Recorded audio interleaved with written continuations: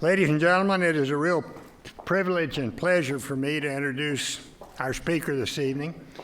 He'll talk to you for about 20 minutes or so and then be happy to respond to your questions, and he told me to be sure and tell you he'll answer any question you ask or duck it, as the case may be. He is without doubt one of the most well-known CEOs in the United States and indeed in the world. His company, JPMorgan Chase, is a financial services firm with operations in more than 60 countries. In terms of assets, it is now the largest United States bank, and it is among the most important financial institutions in the world. I don't have to tell anybody in this audience that recent years have been tumultuous ones for major banks, and yet JPMorgan has weathered the financial storm far better than most. This has further burnished the reputation of our speaker, who assumed the helm at JPMorgan Chase in 2006, just 2 years before the onset of the most severe banking crisis since the Great Depression. If the true test of leadership is how an individual performs in adversity, then our speaker has passed it with flying colors. Our guest is also a respected public figure who speaks widely and very frankly on economic and financial matters. He has become a leading spokesman for Wall Street during a period when banks have come under unprecedented public criticism. He is also a man who has more than just business among his interests. This year, he is working with other American CEOs to provide jobs and other benefits to American soldiers who are returning home from the battlefield. As a part of that effort, he is assisting Operation Homefront, which is a Texas-based organization that is providing housing, financial, and other assistance to the families of service members and wounded warriors. After graduating from Harvard with an MBA, our speaker joined American Express. His subsequent career was marked by positions of ever greater responsibility with a who's who of American financial firms, including Travelers Group, Smith Barney, Citigroup, and Bank One. He has also served on the board of directors of the Federal Reserve Bank of New York. In summary, he can speak with great authority on his subject tonight, the global economy. And if you're like me, you're eager to hear his views on such matters as the prospects of sustained growth here in the United States, the likely outcome of the European Union's ongoing debt crisis, and the possibility of an economic slowdown in China. So, ladies and gentlemen, please join me in welcoming the Chairman and CEO of JPMorgan Chase, Jamie Dimon. Mr. Secretary, thank you very much for that introduction. Mr. Ambassador, thank you for inviting me here. It's really a pleasure to be here. As the Secretary said, I will take any and all questions. Maybe when I might duck, but I doubt it, because I think it's most important we have open dialogue here. I am going to cover a bunch of subjects today in about 20 minutes, but then open the floor to anything that's on your mind. I want to start with a issue I always get asked all the time, like what's the role of corporations in the world today? Do you care? Why do you guys spend a lot of time on corporate social responsibility? Some say we should do more, some say we should do less. Do you run the company for consumers, employees, or God, maybe you run it for shareholder profits? Like which one of these things actually matter? My attitude is they all matter. It's kind of like the weak link in the chain. You have to do them all well. Without customers, if you're in my shoes, if we didn't have customers, there is no corporate staff, there is no CEO. There's no reason for your existence at all. So I have to make sure that we serve our clients, and it's not me, I serve our bankers who are in front of you as a consumer or as a corporation, and do a good job for you where you're happy, earning a fair profit, treating you well. Without customers, and we want to treat customers exactly the way we'd want to be treated.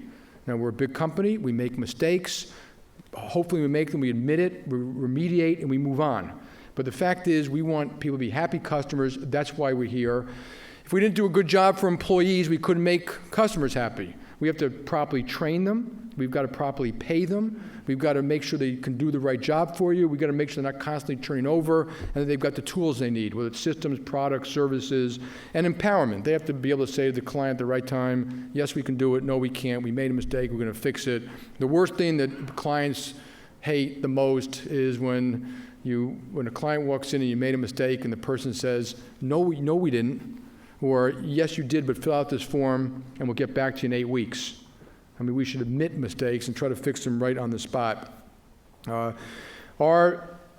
We are a very responsible company, no different by most other companies. And philanthropy is only part of it. So a company like JPMorgan does $300 million a year philanthropy, but we give our time, we advise cities, states, hospitals, municipalities. We obviously finance all those things.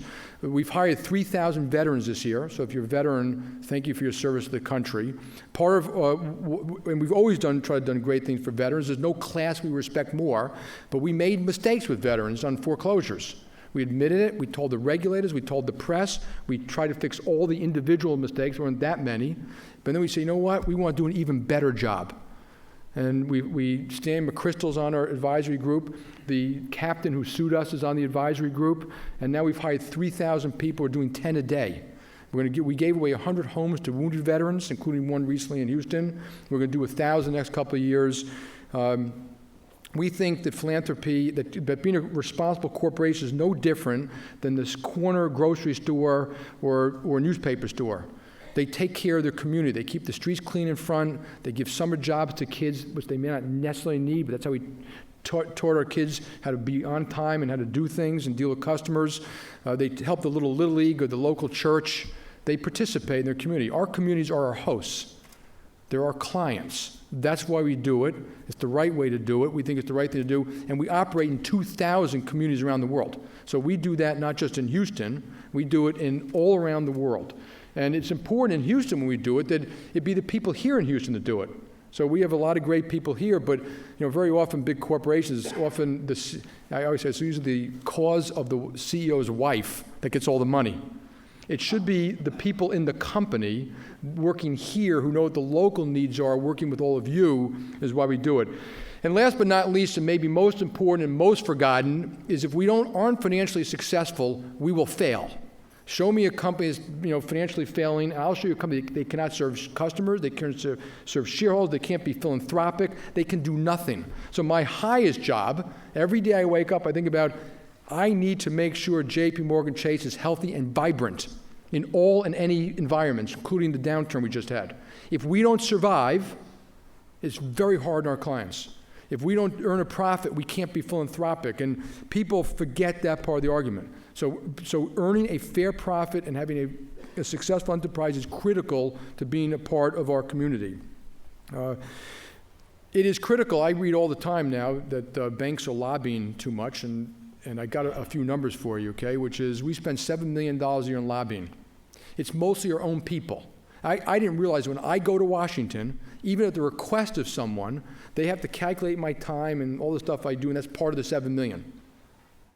Okay, the First Amendment to the United States Constitution says that thou hast the right to petition one's government. So now I say to people, when they say you shouldn't be lobbying, I say, well, I thought that was you're telling me I can't exercise my constitutional rights. We are going to. So does everybody else, and so should they. Remember, that includes teachers, unions, cotton farmers, ethanol. They're all down there. But that's what happened. That is what a democracy is. Whether we all like it or not, that is a function of democracy. And it's important that half the time it's because we're asked to do it. It's not that we're going down there talking about reading our own book. We want a strong America. That's what I want. I don't sit there and give advice based upon what's good for JPMorgan. The best thing for JPMorgan is a strong America. Second thing you read about all the time is that, let me just talk about give you a big picture about the American economy before I talk about current results in the American economy. And maybe before that, I'm going to do a quick one around the world, because I think the American economy right now might be the linchpin for the global economy. China will accomplish its 7.5% growth because they said so. They have the wherewithal to do it. Think of that as the $3 trillion they have. Okay, they have their own serious problems.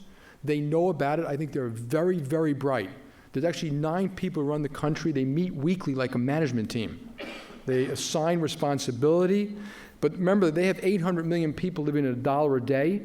They know they have to change over time and reform, which I think is serious and real. Doesn't mean it's always been fair to all of their trading partners. But they can, for now, but not forever, macro manage the economy. And they can simply tell banks, I want you to do more lending, build this hospital, build the bridge, build the railway, and they're all very high return when you're still a virtually less developed country. When you become a much more sophisticated country, you need much more sophisticated capital markets and markets that allocate capital. So it won't work forever. But I think for now, China will pretty much accomplish its objectives. The rest of Asia is doing fine, and Europe itself, we look at the LTRO, that's the long-term funding that the ECB did for financial institutions, as a massive funding that took the potential catastrophe off the table. There was a chance, if they didn't do something like that you would have started to have a run on some of the banks, liquidation of assets of the banks, and a freezing in their markets. I don't know what the odds are. I think it's even possible someone got close, and we don't know yet. And you're going to read about it later. But it basically allowed banks to deleverage slowly, to rationally liquidate assets, and to buy sovereign debt. And they did buy a lot of sovereign debt. So they didn't just help their banks, they helped the sovereign entities. As you saw, Spanish and Italian debt came down quite a bit, their yields out there. And that took off what I would say is a deep recession or worse. Okay, so they're having a mild recession. But they do have two things they have to do that are serious. They need austerity and growth plans in Italy and Spain that are believable by you. So the investors of the world will evaluate that. Okay, austerity is they have to pay taxes, they have to get rid of corruption, and growth plans are the same things you read about for years. They need tax systems which incent investment. They need labor systems which are more mobile so they can start to grow. They really need growth. And the second thing Europe needs is that the European nations, or 17 nations part of the treaty, Maastricht Treaty is very loose. They simply all agreed, morally, not to run deficits more than 3% of GDP or total debt more than 60% of GDP. They all violated that within a few years of the treaty. They need a treaty that's believable, that's got carrots and sticks, and that starts to reduce their fiscal problems and have growth. And that is hard because it also means common social policy. So if you look at social policies around Europe, retirement ages in some countries are 60 and some countries are 65. And that is not going to work if you're going to have a real fiscal union. I think you're going to get there because the outcome is worse. This is one of the greatest financial experiments, human endeavors of all time.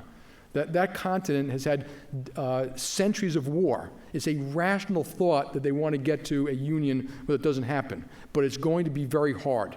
They have the will because their politicians talk about it, and they're going to get it done. The way is very complex. I was in Poland recently, and the Minister of Finance said, we have the teeth here. If our deficit goes over, and I think it was 60 or 70% of GDP, I go to jail. That's teeth. So they need to show, if they do these things, the European Union can survive. If not, it's going to unwind over time. And so it remains to be seen, but it's not going to, I think it won't affect the next 12 months. Our exports to Europe are $300 billion. Our economy is $15 trillion. So a modest recession on its own will not affect the ability of America to grow. America, and I wish some of our leadership would say this all the time because it makes me feel better. I hope it makes you feel better. We have the best military on the planet, and we're going to for decades. For decades. We have the best university on the planet, including Rice. Exceptional university. The rest of the world comes here to get educated. 30% of those in the United States in advanced degrees in science, technology, engineering, and math are foreign nationals who we should welcome to stay here, which we're not doing anymore. But we have the best universities. The rest of the world's getting better. That's a good thing, but they're not like the United States yet. We have the widest and deepest and most transparent capital markets. Yes, we had huge problems in reform, which I'd be happy to talk about later, but we have the widest and deepest and most transparent capital markets, which were part of the fuel of this great economic business engine of America. We have the best businesses, small, medium, and large. Half of all Americans work in small business, 500 people less. Half work in big business. But they're symbiotic. Don't buy this argument as one versus the other. And small business does not create jobs. Jobs are created by the machine. When Caterpillar built, I gather they built 5 plants in Texas recently, 1,000 jobs in a plant, there are 5,000 outside of the plant, usually in small business. But the creator was the capital expenditures. The top 1,000 companies do about half of all capital expenditures in America. And they're both wonderful things. The small business is entrepreneurial and innovative and flexible. Big businesses can spend huge sums of money that drive productivity in America, and productivity is what made America what it is today. So and these businesses are the envy of the world. You cannot find in most parts of the world businesses like our small businesses, middle market, or large corporations. And the big ones like a Boeing or a Microsoft, Caterpillar, they are not duplicatable. So we should applaud this wonderful economic machine. We also have some of the best work ethic and most innovative and entrepreneurial workforce. And I'm not talking just about Steve Jobs, but in this country, it's a normal thing for people at the factory level, the baggage level, to come in and say, hey, if we do these things, things can work better. If we make these little changes, we can be more productive and deliver more to our clients or reduce the cost to clients. Best military, best university, best capital markets, best businesses. Why are we all so damn depressed all the time? Now, we had a crisis. I want to give you one more big picture before I talk about the short picture. We had a terrible crisis. There were a lot of reasons for it, including Wall Street, which I'd be happy to talk about later, but not solely Wall Street. You may not know, but Fannie Mae and Freddie Mac were the biggest financial disasters of all time, and they were not the blame of Wall Street. That blame squarely rests in Washington. I think of the average American citizen, it's fair to say the institutions of America let me down. Primarily, so it wasn't energy companies, it wasn't airlines, it was primarily New York and Washington. That's true, no question about it. It wasn't everybody in New York and Washington, but primarily it was that. But if you look at the American economy, I'm talking about over hundreds of years, this thing is, we have grown every decade.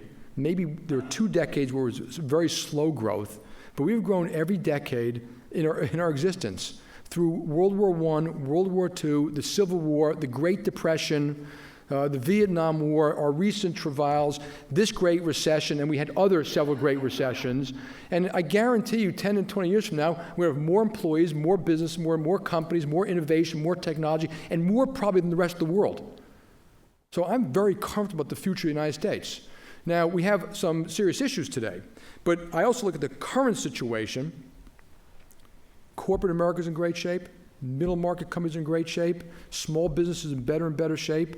The United States, they have a lot of cash, a lot of capital. They're starting to grow. We've added 4 million jobs in the last 2 years, by very little that has anything to do with Washington.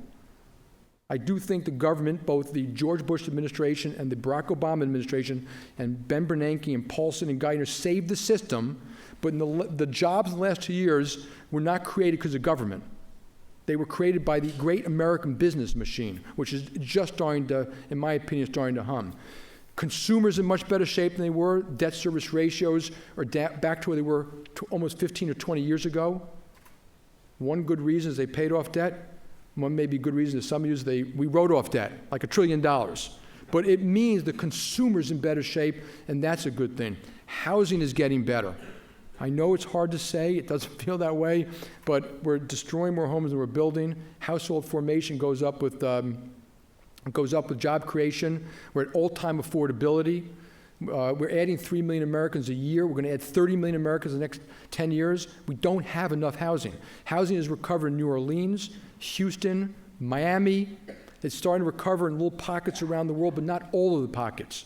But I think as long as we have jobs and growth, it'll happen. We'll get there. So I'm more optimistic than most about the current American economy. There don't seem to be that many weak spots. People going back to work. We all want to expand and grow.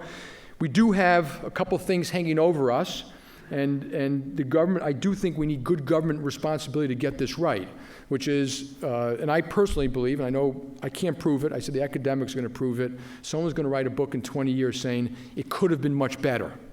It could have been much better had we not had the debt ceiling crisis, had we adopted something like Simpson-Bowles, and we had slightly more rational and less antagonistic to business regulations. It could have been better. I think we would have been booming. I can't prove that. I'll leave that to future generations to write, but I think those things did dramatically slow down and hurt the ability of the American economy to recover, including what I'd say is that great secret sauce called confidence. And we always talk about consumer confidence, but there's also business confidence. And when we're out there and I've told my political friends in Washington, when you demonize businesses, I don't personally mind. You can insult me at all. I'm used to it. I'm fine. But I think you're demonizing some of the finest institutions on the planet. And we're telling the American public that they're not trustworthy. And we're teaching both consumers and business that something's wrong. And these are great institutions. Are there flaws? Yes. There are flaws in the military too. There are flaws in universities. But that's why I've had a problem with the demonization. I think it's hurting confidence and that secret sauce. So folks, I'm going to end there, and Ambassador, hands it off to you. Thank you.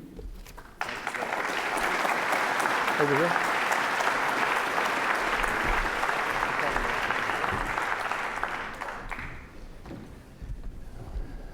Thank you very much. You're welcome. Excellent presentation.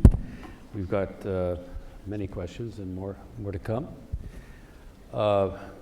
Richard Fisher, the president of the Dallas Fed, has recommended breaking up or restructuring the TBTF banks. Article on this in the Wall Street Journal article last week. What is your response to such a proposal? Yeah, so the first I read, I actually spoke to Richard, who's a friend of mine, but I actually read the 30 or 40 page economic thing that his economist did, and I just think it's mostly statements and it's highly flawed. Mm-hmm. And it's a huge misunderstanding. There are huge economies of scale in banking. Economies of scale drive productivity. The beneficiaries of economies of scale are you, the consumer. You get things better, faster, quicker, cheaper. So it's a good thing. I do agree with them. We have to be able to break up big banks. What the American public deserves is that a big bank can fail and it doesn't cost you anything. You neither pay for it nor does it hurt the economy. So I agree with this. We got to get rid of too big to fail. It should be called bankruptcy for big dumb banks. That's what it should be called. And when it happens, the equity holders should pay, the unsecured should pay, they should fire the management, they should fire the board, they should claw back comp. I agree with all of that. But the other thing is, America, I'll give you something to give you a little pause. 20 years ago, we had 44 of the top 50 banks in the world by market cap. Today, it's 6. We have to compete with Chinese banks who are bigger than us today. They're not competing in everything we're in, but they're going to. We have to compete with Deutsche Bank, we have to compete with UBS, we have to compete with banks in Singapore, we have to compete. There are Brazilian banks that are bigger than all but 2 American banks today. And so, I look at it, we need big banks. There's a reason for big banks. In my chairman's letter I wrote about Caterpillar, we bank Caterpillar in like 40 countries, 80 products with 100 bankers. It can't be done by a community bank. I love community banks. So there's a reason for big banks, and let's make bankruptcy real for big banks, but to dismantle a big bank would be a great disservice to this country. Several questions on too big to fail, but I think you've answered. You've given us your views on that. The 2008-2010 recession was caused by over-leverage individuals, mortgages, credit cards, student loans, companies, governments, US 15 trillion debt. What kind of recovery can we have when there is still this overhang of huge debt? Yeah. So, it wasn't just leverage, okay? There was bad underwriting in mortgages. There was excessive speculation. There was too much short-term financing of long-term assets. There was bad accounting. There were balance. But leverage was a huge cause. There is no law that says that because something took a long time going into it, it's going to take a long time going out. And it goes back to my policy issue. That I do believe. And remember, many years ago, when the government was running a huge deficit, people were worried about what? Crowding out. Well, the government's going to borrow all this money, then private companies can't. And in effect, the Federal Reserve doing all this financing did keep rates low and didn't cause a problem for private companies borrowing money. So the corporate world has less leverage than it's had in 20 years. It's got more cash. We think it has $1 trillion too much cash, and it's starting to grow. So you're actually starting to see the private sector grow. The real question about government policy is we have to have a real fix of fiscal policy, and then monetary policy, at one point, they're going to have to remove some of that. And I think it will be a delicate operation. Is it doable? Possibly. Okay. Yeah. There is a raging debate on taxation, as you well know, in the country. Should we institute the Buffett rule? Should we heavily tax the rich? What do you think? So let me talk about corporate, because it's almost more important. Corporate taxation, we're 35% GAAP, 25% cash. The rest of the world is like 25% cash and 15% cash and 25% GAAP. This is not a matter of morality, folks. If we are driving capital overseas, I see it every day. I can't prove it. A lot of academics here, do the work. But I talk to people all the time saying the plant is going to go here. The tax rate's lower and I have to pay repatriation taxes. We have to have a competitive tax structure. Matter of fact, the Wall Street Journal, someone wrote an article today that John F. Kennedy, when he reduced both personal and corporate taxes, said this isn't about morality, this is about American competitiveness. We need this American business machine to hum. That is the most important thing for anyone's fairness and jobs. Go over to the personal side. I don't mind paying 30% taxes. So we say the buffer rule. What I do mind is, embedded in that is, what does he mean? I mean, a lot of you are already paying 30% taxes. I'm already paying 30% taxes. But does it mean capital gains? If all you had is capital gains, you're going to pay 30%?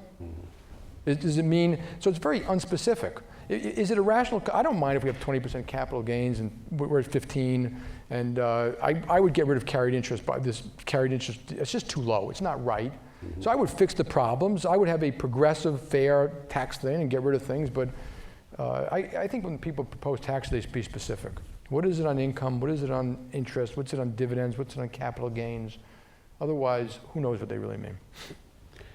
Is it fair to describe the Obama administration's strategy concerning debt to be inflating away future fixes, financial obligations? Honestly, I don't think that's the strategy of either Obama or the Federal Reserve. It may be an outcome of all the excess money, but I don't think they're saying let's inflate. We learned a long time ago that trying to inflate your way out of something is not necessarily controllable. What we need is real growth and real serious policies to reduce our fiscal load, not next year, but down the road, and it's doable. And I urge you all, read Simpson Balls. It is a thoughtful, balanced, straight, simple package which would give great confidence that America can do the right thing. Remember that great Winston Churchill quote, America will always do the right thing after it exhausts all other possibilities. Right. And we got to do something like that. It's a fabulous roadmap. Vote for it. Vote for anyone who's for it. And that will get us out of this. And then obviously there are other things we have to do as an economy, but that's the most important. What was the difference between the Bush-Paulson team and the Obama-Geithner team? That is, different approaches to solving the economic crisis, different management style. Do you wish to comment on that? You know, I think that the United States did go through something kind of unprecedented. Not unprecedented in history, unprecedented in our lifetime. And so if you read the history books, this is not the first panic. And the panic it was really in capital markets. You know, as a matter of fact, if I asked you how many of you did something more conservative with your money after Lehman Brothers, you probably would all raise your hands. What was you? You panicked. You sold your commercial paper, you sold your bonds, you sold your high yield, the markets froze, people couldn't do things. And America did what it's actually pretty good at. They came up with creative, quick, fast, TARP funding programs that actually, if you look at the chart, we were going down like this. And people were scared. And people like me were sitting around thinking about, how can I, if I have to save my company, lay off 30,000 people? Like that. And I could have done it in a week. And I was terrified. And I think that they did the things to stop that. And then you start to see kind of recovery and growth. And now, there was no roadmap for things like that. So I think it's not fair to say, well, you did it wrong. Yeah, they did it wrong. It's like treating a patient when they got all these different things and they come in the hospital. They're after effects. Right. And I think both the Obama administration and the Bush administration did that during the crisis. I think a year after that, I think the policy started to hurt the economy. If you really wanted jobs, you would have done things differently. And so I don't think we did policy after that. But that time period, you know, was kind of the good old American, figure it out, let's try something different. If it doesn't work, we'll try something again. And that is the job of government, by the way. I mean, that's why we elect them, to do the right thing when the time comes. Could you comment on the debate of Wall Street versus Main Street?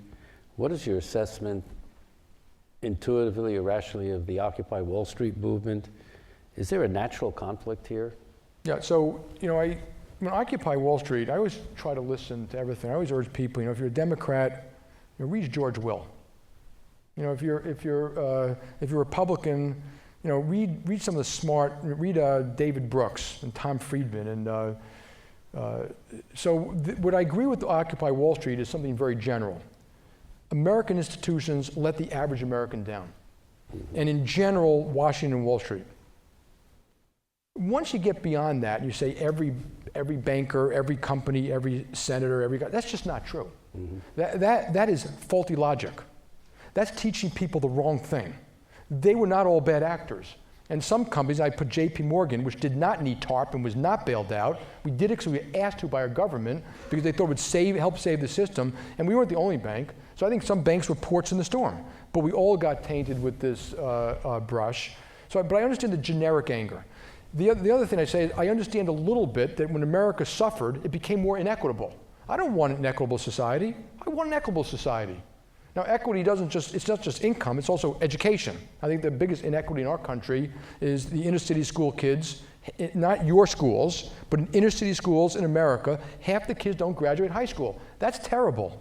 That's not the America I want. So I don't mind having, most of us believe in progressive tax systems, and I also think a lot of people on Wall Street, and this creates a lot of the anger, walked away with a lot of money, and their companies failed. Well, that makes me angry too. There was something wrong in the system. You can make that kind of money, and then your company collapses for whatever reason it collapses. So I understand some of the anger, but we should be looking for solutions. So just protesting isn't a solution. We want to hire people. We want to grow. We want to help hospitals. We want to help veterans. We want to help. And so to me, it's the solution part that's the most important. We should be working on. JPMorgan, this must come from one of our students. JPMorgan recently announced that it will stop student lending to new customers. What is the busting, I think it says, of the student loan bubble going to look like? Okay, well, it's not quite a bubble. So put it in perspective. Of consumer debt, 13 trillion or 12 trillion, 11 is mortgages. Okay. 800 billion is credit card, which is down like 30%. I've got the number. Auto's like 800, and student is like 1 trillion. A huge portion of the trillion, I forget, is government. So the government took over the program. Right. It used to be done by banks with guarantees. The government took it over. God bless them, let them do what they want. It'll end up being a mistake because they don't have underwriting discipline. So you're gonna pay, not banks. On the private side, so we also make loans privately, non-government loans. So the first thing any student should do is get the government loan. It's cheaper and it's better. But a private loan, there are really 3 issues. One is if you make it to the parent to be used for education, but it's really an unsecured loan to a parent, amortizing, that's fine. We're going to do that. We're going to do that for customers. The second one is doing a private loan to the student, and there you defer the interest for 3 years or 4 years, and that's going to be a real problem. And they're going to blame whoever made that loan. And I don't want to be in that business anymore. I don't want to take that kind of blame. And the third is, what did you do it for? So if you do it for Rice University, well, that's one thing, but in a lot of these loans, they're accredited schools, but the graduation rates are like 40 or 50%. And so the question is, why are you lending, and you're going to blame the lender again, why are you lending a loan where they probably won't have the chance to earn it back? So there are flaws in the system. We got to fix them. I think a lot of people at JPMorgan want to get out of it totally. Like just to get out of it, it's just going to be a mess. We're going to be blamed. But I had a little bit the different point of view, which is, if you walk into me and you're not making a lot of money, and your client have already say, my kid got into Rice. I want them to go, but I've got this gap. I want to help them. I just want to help them fairly. And so that's why we're going to actually stay in it a little bit. Good. Right. Okay, good. You have been a vocal critic of some elements of DoddFrank and the broader post-crisis regulatory response. As you well know, the new regulations cover many areas. Let me turn it around and ask you to describe what are the most beneficial elements of the new structures put in place. Is there anything to praise? Right. Yeah. So one of the flaws again is that this whole thing. You got to keep in mind I always ask. I'm still barely a Democrat. I always tell my Democratic friends, why are you so surprised that people are pushing back? You jammed it down the Republicans' throats. It was 100% partisan. And there was almost no collaboration with industry. So I don't know why now we need compromise, whether we didn't have compromise before. But we agree, but I also don't like this argument, and whenever you see binary arguments, question them. It wasn't binary. And even Secretary Geithner wrote an op-ed article the other day saying the bankers have amnesia and they're fighting. No, we're not. We were in favor of derivatives to clearinghouses, financial oversight committees, more capital, more liquidity, certain global rules, more transparency, better underwriting rules in mortgages, the regulation of non-banks. We were in favor of accounting changes in off-balance sheet vehicles. We were in favor of all of that. What we weren't in favor is things like the Durbin Amendment, which had nothing to do with the crisis. That was, retail taking advantage of banks when the banks were weak. We weren't in favor of parts of the Volcker. I'm not against the intent of the Volcker Rule. If you said, well, let's have a rule that banks can't take so much risk that they blow themselves up, I agree with that. You think I want to blow myself up? By the way, how do banks mostly go bankrupt? Bad loans. Is a loan proprietary? Yes, it is. You don't have to make it. And I've tried to have these conversations with Paul Volcker, and but there are ways to make trading safe, which is the same way we do it today. Is it capital driven? How much risk you take in? There are a lot of statistics we do it. We stress test it all the time. We've got unbelievable risk, compliance, credit, control, audit, ops, systems. So we want to control trading, but the Volcker Rule in general, we didn't agree with all the things that recently came out. And we need global rules. So what's happening in the United States, a lot of the rules are being written that will constrain JPMorgan around the world. So if I can't offer you a derivative at the same price with the same margin that Deutsche Bank can or a Chinese bank, I'm going to lose the business. You may very well like us, but you're going to go to where it's cheaper. That's the market. And so what I have said, we should not have rules that stop American banks from competing overseas. If they want to change it here, that's fine. That's not good either, by the way, because some of these rules might actually push a lot of business overseas. But at least JPMorgan compete. It won't be great for America. So if I were writing these rules, I'd be very careful about driving the best, widest, deepest, most transparent markets in the world outside of America. And you've seen a little bit, it's not terrible yet, but you've seen a little bit of that. Very few IPOs get done here anymore, they all get done overseas. And some of these rules can cause those problems if they're not properly written. They need to be properly written. And what we need is collaboration, coordination, and conversation, which there's been very little anymore between regulators, politicians, legislators. It's not the right way to run a system. And the complexity of the financial system, some of you probably do complex systems. Well, our financial system is complex. We better be very thoughtful when we make some of these changes. Like take clearinghouse. I'll give you one example. Yeah, it's great. Let's take derivatives and put them in clearinghouses. Clearinghouses don't eliminate risk. They concentrate risk. So you better really have that clearinghouse properly designed. Who knows how to do that? We do. Because we don't want to deal with a clearinghouse that isn't properly designed. Believe it or not, clearinghouses socialize risk. Because anyone who deals with it has exactly the same risk, regardless of your credit. Bilateral transactions, the risk is one-off, and it's divided. So I understand the flaws in that, but there's some pluses in that too. So when we design these things, they really have to be designed carefully. And they need practitioners to do it well. A economist question, rather technical. What will be the long-term impact on markets from the tarnished sovereign borrower? From tarnished? Tarnished sovereign borrower. Between the various sovereign downgrades from AAA ratings and, of course, the Greek default, is there still a perception of a risk-free benchmark? So I think that's probably changed a little bit forever.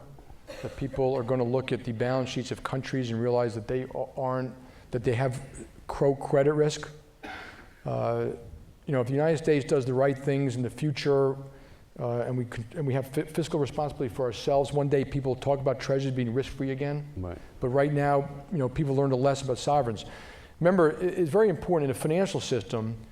If you're going to have a sovereign debt and sovereign credit and banking debt are joined like this, you can't really separate them.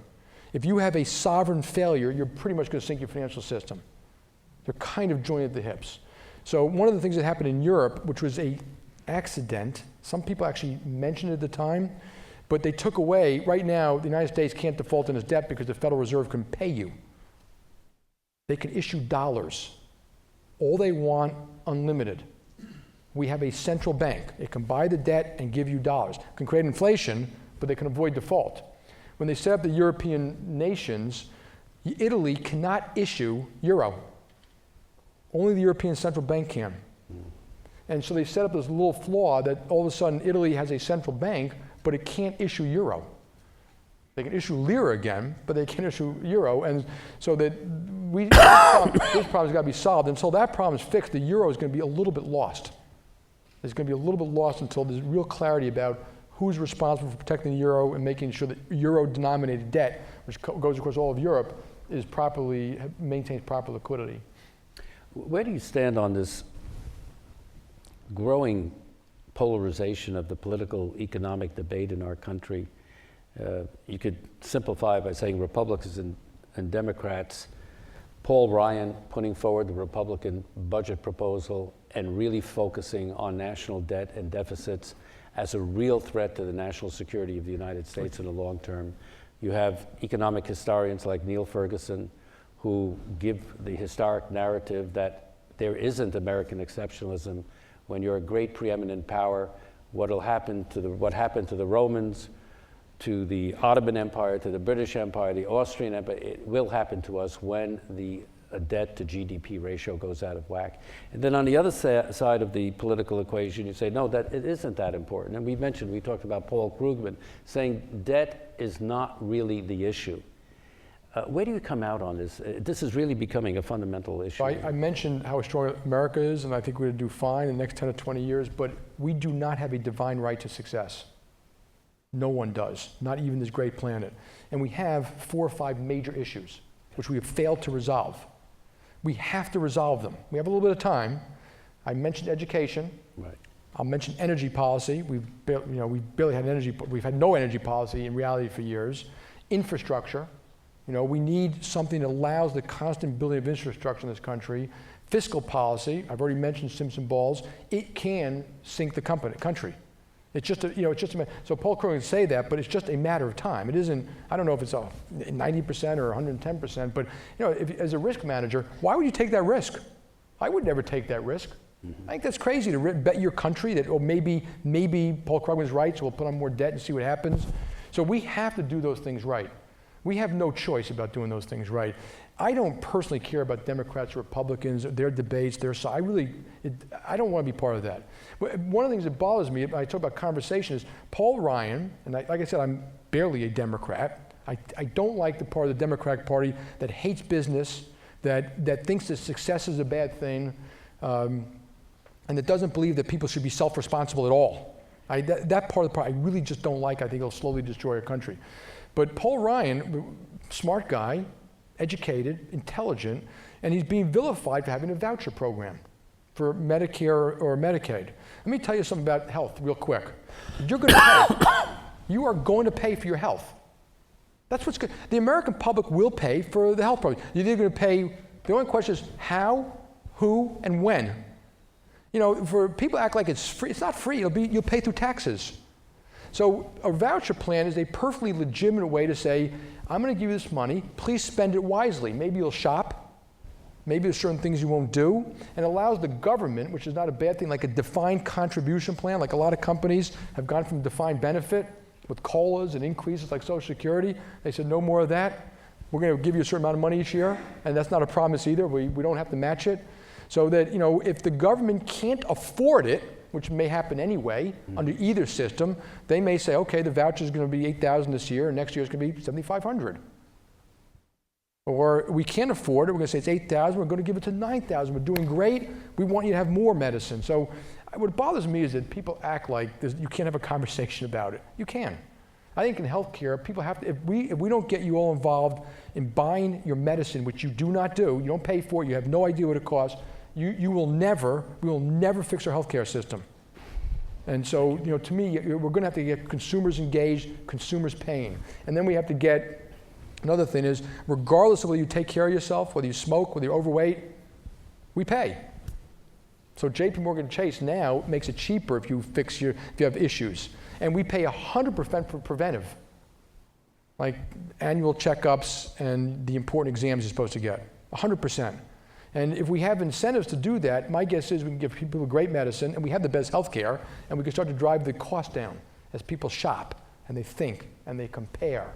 So we're going to have to do something. We still have to reform the healthcare system. It wasn't reformed. There was just a lot of stuff was added to it. Going more to the international scene, we have many questions about Europe, the mess that Europe is in. There may be a bubble in U.S. Treasuries. The premium from investing in equities is now questionable. Gold is not a productive asset. Where do you advise your clients to place their money if they have medium to long-term horizon? We're asking you for free financial advice. Yeah, so I'll make it any kind You don't of have to answer this question. I'm going to make it any kind of I'm going to tell you what I have, okay? Just so I said I'd answer any question. I agree. I think buying treasury at these prices is not a great, it'll preserve your money, but it probably won't preserve it well. Because it's unlikely, in my opinion, that treasury is going to be at 2% in 5 years. We want rates to go up, hopefully because the economy is growing. And gold, I can't get my hands around gold. And I apologize if you're a gold bug. I just can't. It costs money to keep. It's a lump. Warren Buffett talks about it's like all the gold in the world is like 60 feet by 60 feet by 60 feet. It's a cube, maybe not that different in this room. All the gold in the world. And you can take that, or you can buy, I think he said, 40% of the S&P 500. I'd much prefer to have 40% of the S&P 500.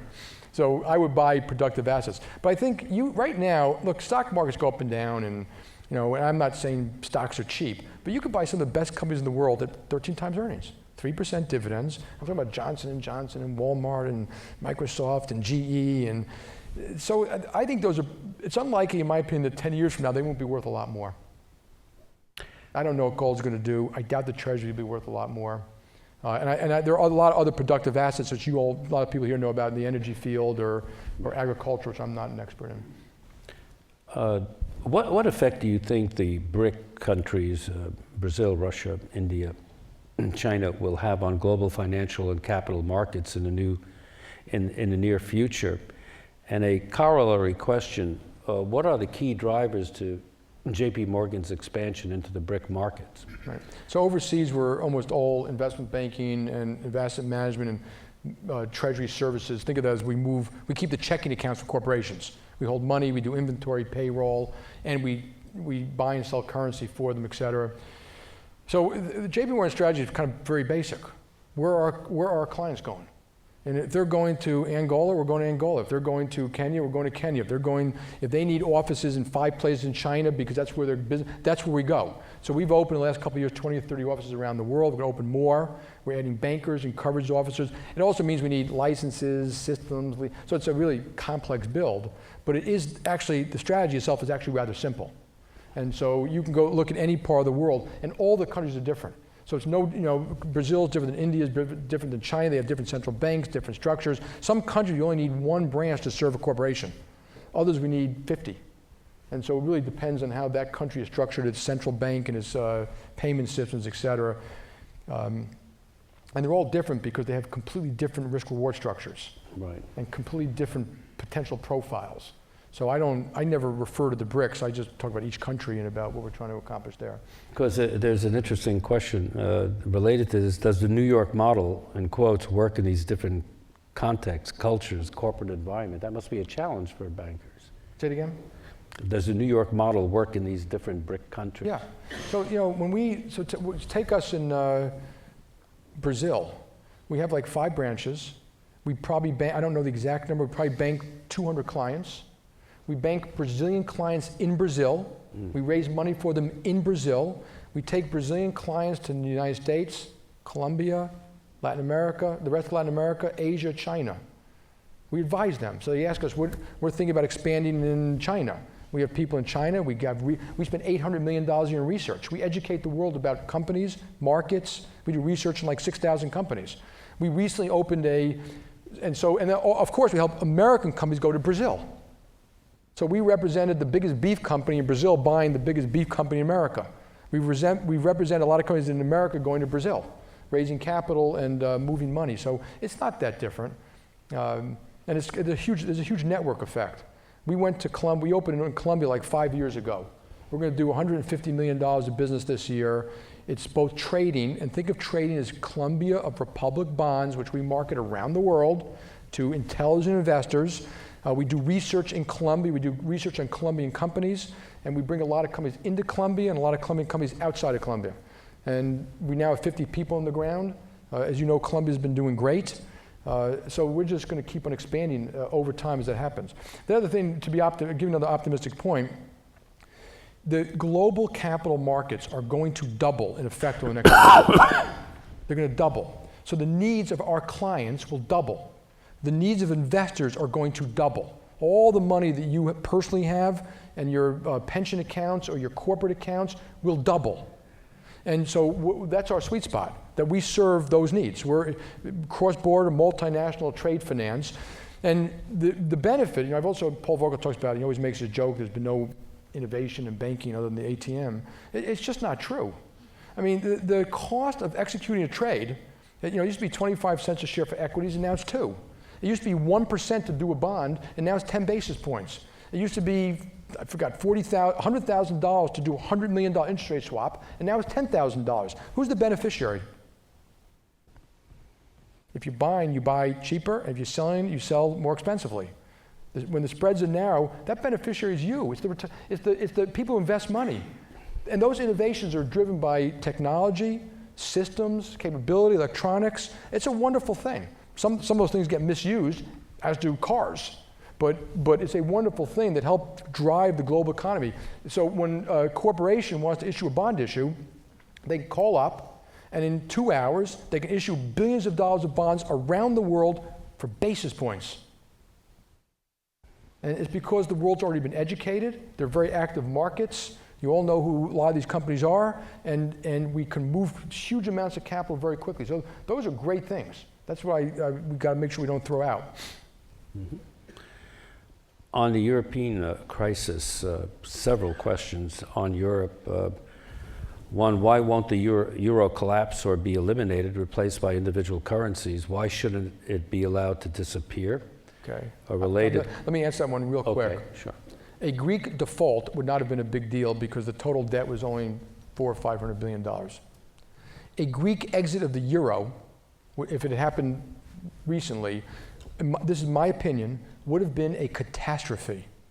It would have been a catastrophe because everyone in Greece would have said, they're going to pay me in drachma, and what are they going to be worth? And that would have immediately spread to Italy and Spain. You would have had people pulling all their money out of these countries, or a lot already has, saying, hey, what contract, and we analyzed all these contracts, who pays what and who? And governments can very easily say, I'm paying you in lira and peso, and by the way, you owe me in euro, because the euro would have gone up and the other currency would have dropped. And I personally think you would have had a run in the banking systems of some of the biggest countries, and it would have put them in a depression, and Germany in at least a very big recession. And so they did the right thing not to allow it to happen. I think when they restructure the Euro Treaty, they should allow an orderly exit according to predefined laws and rules, so that if someone really wants to leave, they can leave under certain terms. And we all know beforehand, as opposed to what I just talked about, a snowballing, unwinding effect of people panicking in capital markets. A related question, the European banking system is technically insolvent. I don't know what that means. And let's assume, maybe whoever wrote this question can stand up and explain that. And the recapitalization funds from the EU, the gets are not forthcoming anytime soon. Can Euro banks deliver without taking the sovereigns and the entire EU down with them? Yeah, so it is a kind of a complex thing. So it is true that European banks were far more leveraged than American banks, and they had far more wholesale funding. Like, think of money market funding. And money market funding is fickle. It disappears like that. JPMorgan, before the crisis, during the crisis, and today, has almost no money market funding, unsecured money market funding, because it scares the hell out of me. But what they had, and they have probably less conservative accounting, like on how they book their loan loss reserves, et cetera. But what they did was sanctioned, I'm not making excuses, I'm just stating a fact here, was sanctioned by their regulators and their politicians for the last 20 years. Now we're in the middle of a crisis, and everyone's saying you got to raise more capital, raise more funds. I think had the ECB not funded them, they would have had a catastrophe. I think they have breathing room now. And they're going to raise capital and liquidity. They're doing it today, so you actually can see their capital ratios going up, their liquidity ratios going up. But unfortunately, and this you can argue is a good way to do it or bad, but they're doing it by deleveraging, which means they're selling assets, which means it's a little bit of a credit crunch. So if you go around the world, when I was in Colombia, they're complaining about trade finance costs going way up because European banks are pulling out. Now, they're doing it in an orderly way. They're not renewing revolvers. They're not renewing trade finance. They're selling assets they don't really need. So far, it's been pretty orderly and it's okay. But I think the European banks will eventually have enough capital to take stress. Now, the other thing, if you ask the European banks to take stress for their own sovereign debt, that's a problem. Because a lot of banks keep a lot of their own sovereign debt as collateral, as conservative. So, the sovereign entities have to decide. Either we're going to make our sovereign debt sound, or we're going to sink the banking system, but that's like telling the banking system, well, we're going to sink you because we're not paying you back. So I think they have to be very careful. I think they should make sovereign debt good and then make the banks be conservatively financed. But the sovereign debt shouldn't be, if you take a big haircut on sovereign debt, it would be a problem. A last question, and a more personal question. Who are your mentors? Who influenced you in your trajectory? I get it. I've always had, I think we all learn from a lot, from reading. So I met Nelson Mandela once. But the guy blows me away. I'm 27 years in the jail, and he comes out not bloodthirsty, but humble, and saves his country, because it could have gone otherwise. Abe Lincoln. Abe Lincoln is an example of a politician, by the way. Read everything he wrote. Never denigrated anyone, ever. And when someone said to Abe Lincoln something like, Mr. President, we'll prevail because God is on our side, he said, son, let's hope we're on God's side. Because he wouldn't make the presumption that he was always right. I like that. I always thought Secretary Baker, when I watched you operate around the world and heard you speak and stuff like that, I learned from that. He gave a great talk at a JPMorgan event. It was about autobiography, as you remember, but you're just talking about how you treated people in your life. And there are people I worked with. I learned a lot from Sandy Weill, some of the people in this room know. I learned from other people I worked with, and so I think Jack Welch is an exceptional executive. I mean, and when I say exceptional, I mean if you know him personally, professionally, strategically, at every level, just exceptional. And and the job he did, he proved it by the job he did all those years. And so I try to learn a little bit from everybody. Jamie Dimon, thank you very much for being with us. Thank Terrific. Very good.